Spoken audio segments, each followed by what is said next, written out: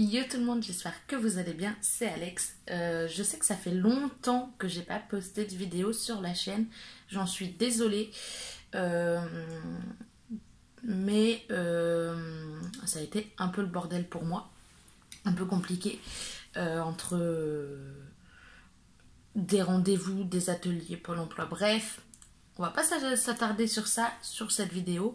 Je vais plutôt vous inviter à, si vous voulez savoir pourquoi j'étais pas là, aller voir la vidéo sur ma chaîne principale, ma chaîne un peu lifestyle, que je vous remets en barre d'infos si elle y est pas. Sinon, si j'ai oublié de la mettre, vous me le dites en commentaire et je la rajouterai, il n'y a aucun souci.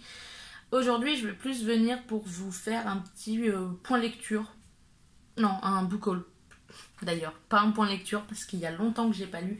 Je m'y remets peu à peu, mais du coup j'ai rien à vous présenter parce qu'il y a des semaines que j'ai pas fini un livre. Là j'en ai commencé un la semaine dernière. Je suis pas super avancée. Vous le verrez de toute façon puisqu'il fait partie du book haul. Le book haul se fera en deux parties parce que j'ai pas mal de livres ici et il y en a qui sont dans ma voiture. Faudrait que j'aille les rechercher. Mais je préfère vous présenter ceux que j'ai déjà là, vous faire un petit speech, etc. et vous faire un deuxième book haul la semaine prochaine, ou la semaine prochaine, ou ce week-end, selon si j'ai réussi à lire ou pas. Si j'ai réussi à finir des livres ou pas déjà. J'ai 7 livres en poche que moi j'ai acheté, donc je vais pouvoir vous les présenter. Un qu'on m'a offert et un livre broché que j'ai acheté. Donc on va commencer tout de suite parce que ça fait quand même 9 livres à vous présenter en vous faisant des speeches plus ou moins, enfin en essayant en tout cas de vous faire des speeches de chacun, même si ça me paraît compliqué. Je vous verrai de toute façon. Donc le premier que j'ai acheté, c'est Du côté de chez Swann de Marcel Proust, paru chez Folio Classique. Donc c'est un vieux roman, c'est un classique, comme la plupart d'entre vous le savent. Je devais lire pour les cours, alors attendez, non, je l'ai pas à côté de moi évidemment. Je devais lire pour les cours Un amour de Swann, donc qui est une partie des aventures à la recherche du temps perdu, donc de Marcel Proust. Donc ça c'est le premier tome du coup, donc Du côté de chez Swann. Et pour les cours, donc du coup j'étais en train de dire je devais lire Un amour de Swann, sauf que ce n'était pas le début et ça me stressait un petit peu, j'avoue, de devoir lire un livre alors que j'avais pas lu le début des aventures en quelque sorte, donc le début de la recherche. Donc je voulais m'acheter celui-là, donc la version, le tome 1 complet, intégral. Avant de lire pour les cours Un amour de Swann. Sauf qu'au final, j'ai abandonné mes études. Mais je veux quand même lire Du côté de chez Swann. Donc je ne l'ai pas encore commencé. Il fait... Alors attendez, parce qu'on a beaucoup de notes à la fin du truc. Eh ben...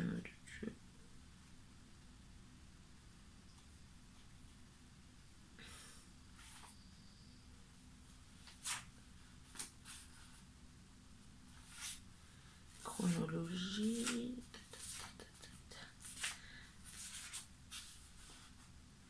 Il fait 574 pages, sachant que tout ça là, il y a presque 130 pages, il y a 140 pages de notes à la fin, de dossiers, de documents, de lettres, etc. Donc celui-là du coup fait 574 pages. Il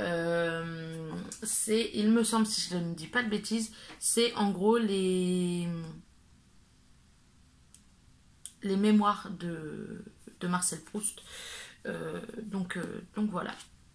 Je peux pas vous en dire beaucoup plus parce que je l'ai pas encore lu. Les autres c'est différent parce qu'il y a vraiment un résumé. Là le résumé c'est vraiment un extrait du roman. Donc c'est compliqué. Le deuxième livre que je me suis acheté, que j'ai eu gratuitement Je crois que c'est en achetant ces 2 livres-là. Ouais. Puisque c'est les soldes, chez Cultura, ils font des lots, c'est 2 achetés, 2 poches achetées, un poche offert. Donc voilà, j'ai acheté ces 2-là et j'ai eu celui-là en gratuit. Donc c'est Les Montagnards de la Nuit de Roger Frison-Roche, paru chez les éditions J'ai lu. Donc ça se passe pendant la Seconde Guerre mondiale en 1943, donc en Savoie. Et on suit des montagnards qui organisent la résistance dans leur montagne. Je suis passionnée par la Seconde Guerre mondiale. C'est une période qui m'intéresse beaucoup. Et du coup, évidemment, quand j'ai vu 1943, machin, j'ai craqué. Sachant que c'était un des seuls livres qui avait une couverture à peu près attirante. Bien que, bon, on va pas se le cacher, c'est très très sobre. Mais du coup, voilà, quand j'ai lu le résumé, que j'ai vu 1943, je savais que je voulais l'acheter et enfin le prendre puisque je l'ai eu gratuitement. Mais du coup, voilà, je l'ai pas encore commencé. Il fait 500 pages, non, à peine 450 pages. Donc je pense que je pourrais le lire rapidement. Et à la fin du roman, on a on a des exemples d'autres titres de l'auteur. Donc si la plume de l'auteur me plaît, je pense que j'en lirai d'autres de lui. Donc pour avoir celui-là gratuit, j'ai acheté les 2 premiers tomes de la trilogie du Tierling, donc de Erika Johansen. Donc le premier tome, c'est Reine de Cendre. Donc en fait, la reine, on est dans un monde fantasy. La reine meurt et sa fille, qui a été envoyée très loin pour la protéger, se retrouve à devoir, le jour de ses 19 ans, prendre la place qui lui revient de droit, parce qu'elle ne pouvait pas monter sur le trône. Je crois que c'est ça, elle ne pouvait pas monter sur le trône avant ses 19 ans. Du coup, c'est son oncle qui a repris le pouvoir, donc là, c'est Kelsey. Donc Kelsey doit revenir au royaume et récupérer sa place, prouver qu'elle peut gouverner, etc. Et elle va devoir récupérer de toute façon le trône puisqu'il lui revient. Et j'ai dans l'idée que l'oncle n'a pas super envie de laisser sa nièce reprendre le trône, reprendre le pouvoir. Et je n'ai pas lu le résumé du deuxième, mais voilà, le deuxième c'est Révolte de feu, donc toujours de Erika Johansen et toujours avec les mêmes personnages, pardon. J'ai pas lu le résumé et je vais pas m'amuser à le lire parce que ce serait idiot, sachant que à tout moment il y a du spoil dedans, donc je vais pas me spoiler le tome 1 que j'ai pas encore lu. Ce serait un peu stupide, on va pas se le cacher. Donc qui dit solde dit toujours voilà, 2 poches achetées, un poche offert. Donc chez Cultura et chez Carrefour, il faisait la même chose. Si on achetait par exemple 2 livres aux éditions J'ai lu, on avait le droit d'en avoir un gratuit. C'est les soldes, donc c'est la promo. Donc j'ai pris en premier livre, j'ai pris Ce que je n'oserais jamais te dire de Bruno Combe, donc aux éditions J'ai lu. Il fait... Ah, j'ai pas vérifié pour les... Bon, ils doivent faire 500 pages, aux alentours de 500 pages, 600 pages chacun, pardon. Alors, attendez. Lui, il fait 340 pages, donc ça va être super simple.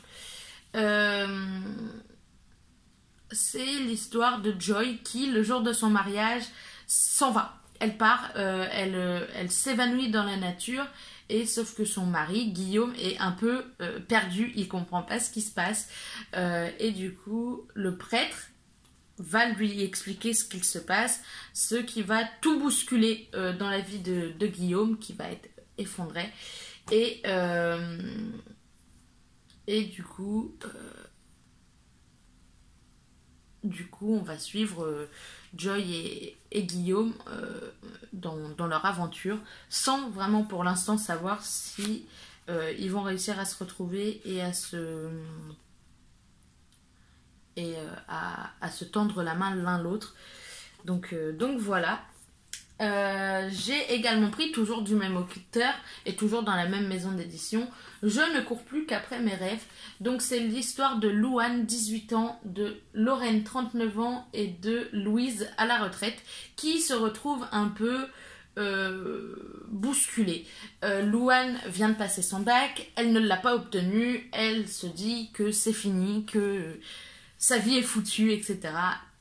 Voilà. Lorraine a une carrière brillante, elle a tout ce qu'il faut pour être heureuse en travail, mais visiblement le bonheur ne veut pas d'elle. Dès qu'elle touche le bonheur du bout des doigts, il s'en va. Et Louise est à la retraite, elle se retrouve veuve et seule du coup, pour la toute première fois de sa vie. Et elle se dit que c'est fini, c'est foutu, il n'y a plus rien à attendre de la vie. Et ces trois femmes vont se rencontrer et va partir de là une aventure avec elles. Je ne connais pas la plume de l'auteur, j'ai jamais lu un seul de ses livres, mais en fait les couvertures font très estivales au niveau des couleurs. Je sais pas si vous allez bien voir, les couleurs elles sont vraiment hyper estivales, du rouge, du jaune, du vert, du bleu, du machin, et du coup c'est ce qui m'a poussé à me diriger vers ça. Et du coup, le troisième que j'ai eu gratuitement, c'est également un Bruno-Combe et c'est Seulement si tu en as envie. Donc toujours aux éditions J'ai lu. Si la plume de l'auteur me plaît, j'essaierai d'acheter ses autres romans, parce qu'il y a aussi... Ah bah il n'y en a plus qu'un, je crois. Parce que c'était toi, et c'est le seul que je n'ai pas. Voilà. Donc, vu de l'extérieur, Camille mène une vie parfaite, mais son mariage s'épuise. Alors, quand le premier garçon qui a fait battre son cœur la recontacte après 27 ans, elle se laisse emporter dans un tourbillon de sentiments. Stephen est bouquiniste et vit entre ses librairies de Paris et de Londres. Lui n'a jamais cessé de l'aimer, et elle retombe sous le charme. Pourtant, elle met fin à leur relation. Quelques mois plus tard, Camille reçoit un manuscrit écrit par Stephen. Donc voilà, ça a l'air pas mal. Ça a l'air relax. C'est surtout pour ça que j'ai décidé de le prendre. Ça a l'air plutôt relax. Donc j'ai pas hésité. Puis en plus, voilà, c'est les couleurs qu'il y a dessus, du bleu, du jaune, du rouge, du blanc, du machin, du vert. Ça fait été et ça fait très estival. Et puisque j'avais pris ces deux-là et que j'ai vu que celui-là était considéré, faisait partie de la sélection des gratuits, j'ai pas vraiment hésité et j'ai décidé de le prendre. Ensuite, vu que c'était mon anniversaire récemment, j'ai une amie qui m'a acheté un livre. Elle m'a acheté Snior de Ragnar Jonasson. Alors, Jonasson, je ne sais pas comment on le prononce, donc aux éditions Point, je suis désolée, parce que c'est de l'islandais, alors je parle pas islandais, hein, qu'on se le dise. Donc c'est chez Policier Point, et c'est et ça fait partie de les enquêtes de Siglufjordur, un truc comme ça. Je vais pas essayer de trop le prononcer, dis donc. Donc voilà, c'est une ville ça là, ce truc là. Je sais pas si vous allez bien voir. Eh ben non, évidemment que non, ça ne fait pas le focus dessus. Bref, Siglufjordur, c'est une ville perdue au nord de l'Islande où il neige sans discontinuer. Et Harry Thor vient de sortir de l'école de police et donc de la capitale, et il est envoyé là-bas pour sa première affectation. Sauf que il a 2 meurtres qui lui tombent dessus successivement. Donc on a un vieil écrivain qui a fait une chute mortelle dans un théâtre et le corps d'une femme qui est retrouvé à moitié nue dans la neige. Et du coup voilà, Harry Thor doit mener l'enquête pour essayer de démêler tous les secrets qui entourent ces 2 morts et du coup retrouver les coupables. Donc voilà, ça c'était offert par une amie. Et en allant, en me promenant à Cultura toujours, je suis tombée sur un roman que j'ai déjà commencé à lire. Dans le sens où c'est le dernier roman de Neil Gaiman, donc coécrit avec Marie Aligno, et c'est La nuit où les étoiles se sont éteintes, donc paru chez Albin Michel, qui je crois est suit Neil Gaiman et publie chacun de ses livres. Je connaissais déjà la couverture, c'est ce qui a attiré mon œil et mon regard et qui m'a fait craquer. Et j'avais déjà commencé à le lire parce que Marie et Nin l'avaient publié sur Wattpad. Je crois qu'elles l'ont dépublié. Normalement, elles l'ont dépublié ou elles ont laissé quelques chapitres, c'est possible. Et du coup, je me suis souvenue que je l'avais pas terminé et de toute façon, vu qu'elles l'ont édité, je pouvais pas le terminer sur Wattpad. Donc, j'ai décidé de l'acheter. Je me souviens un peu des personnages, un petit peu de ce qui se passe, mais pas non plus tellement. Donc j'ai vraiment hâte de m'y replonger vraiment à 100%. J'ai lu les 7 premiers chapitres. Ouais, j'ai lu les 7 premiers chapitres. Donc là, il me reste beaucoup de chapitres à lire. Je crois qu'il y en a 80 et quelques. En plus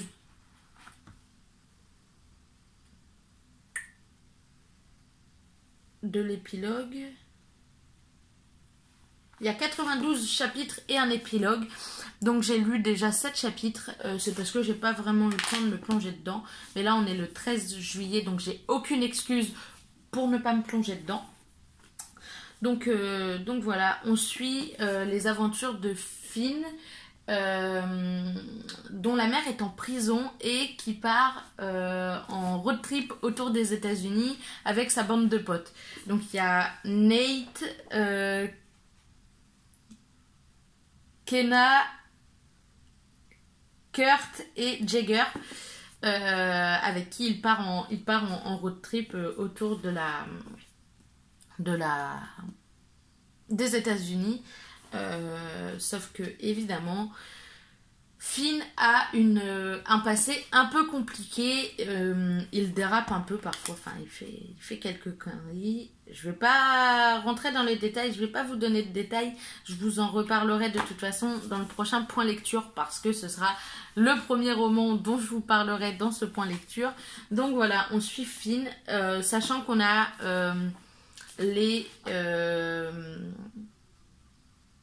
l'été où ils partent et on a par exemple là le chapitre 8, c'est 9 mois avant leur départ en road trip parce que on revient en arrière sur environ 1 an je crois que le plus... Donc là c'est 9 mois, ça c'est... Non. Je crois que le plus qu'on fait c'est vraiment genre 12 mois plus tôt, 1 an plus tôt ou 10 mois plus tôt. 13 mois plus tôt, voilà, c'est un peu plus d'1 an. 14 mois plus tôt même. Bref, on revient un peu plus d'1 an en arrière pour comprendre comment Finn en est arrivé là, comment Finn a rencontré Kurt, Kenna, Nate et Jagger et comment ces 5-là sont partis en road trip ensemble. Franchement, j'ai lu les 8 premiers chapitres, les 7 premiers chapitres, pardon. Il y a des trucs que j'avais oubliés. Notamment le grain de folie de Kenna. Genre Kenna, elle va me faire rire tout le long du roman, je le sens. Donc voilà, je vous en reparlerai dans un point lecture, dans le prochain point lecture. Puisque je compte le lire, pas forcément aujourd'hui, puisqu'il me reste quand même 450 pages à lire, mais je compte bien le descendre dans la journée et j'ai juste trop hâte de vous en reparler dans le point lecture du coup, et de quelques autres aussi que je vous ai présentés et que je compte lire à la suite de celui-là. Donc voilà, c'en est tout de ce premier book haul de retour. J'espère pouvoir vous tourner un point lecture ce week-end et vous le publier dimanche, selon comment j'aurai avancé, parce que au niveau de mes lectures, parce que là j'ai rien à faire, on est en... Enfin, j'ai rien à faire. Tout reste... voilà. J'ai des choses à faire, je vais réussir à les faire, mais du coup je vais essayer quand même de lire un maximum. Demain j'ai des rendez-vous, etc. Donc ça va être ultra chaud de lire, mais j'espère pouvoir vous quand même vous faire un point lecture ce week-end. Sinon je vous ferai un deuxième book haul avec les autres livres que j'ai, et j'attendrai pour faire un point lecture. Donc voilà, c'en est tout de la vidéo du jour. Je vous fais des gros bisous et je vous dis à très bientôt. Bye!